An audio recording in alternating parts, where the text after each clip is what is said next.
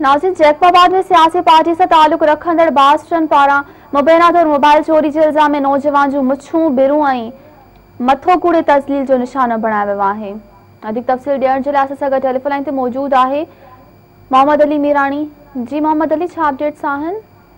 जी तव्हांखे ॿुधाइण जैकबाबाद आबाद थाने जे हथ ॻोठ अलीनवाज़ टावर में बासर वॾे में पारां पंहिंजी अगल काइम करे जंहिंमें हिकु नौजवान मोहम्मद अली टावर जेको मोबाइल जी चोरी के हवाले सां हुनखे जेको आहे पंहिंजी उस्ताद खे घुराए करे हुनजी तज़लील कई, हुते तशदुद कयो, जंहिंखां बाद हुनजो जेको आहे मथो ऐं मुछूं कूड़े करे वॾो जेको आहे ॻोठ में जेको आहे गश्त कराए वियो।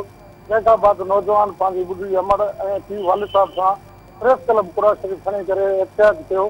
हुनजो जो बासर वॾेरनि असांखे जेको आहे मसइले सां नाजाइज़ी कई ऐं तज़लील कई हुई आहे, जंहिंजे ख़िलाफ़ जेको आहे असां एहतियात करिया। हुन बासर वॾेरनि जे ख़िलाफ़ जेको आहे एसएसपी जैकबाबाद ऐं बिलाल भुट्टे खां अपील कई आहे अहिड़े बासर ख़िलाफ़ जेको आहे कार्रवाई कनि। जॾहिं तव्हांखे ॿुधायोमांसि बासर सच जेको आहे ज़िले हल्के जो सदर आहे अलीनवाज़ टावर। जी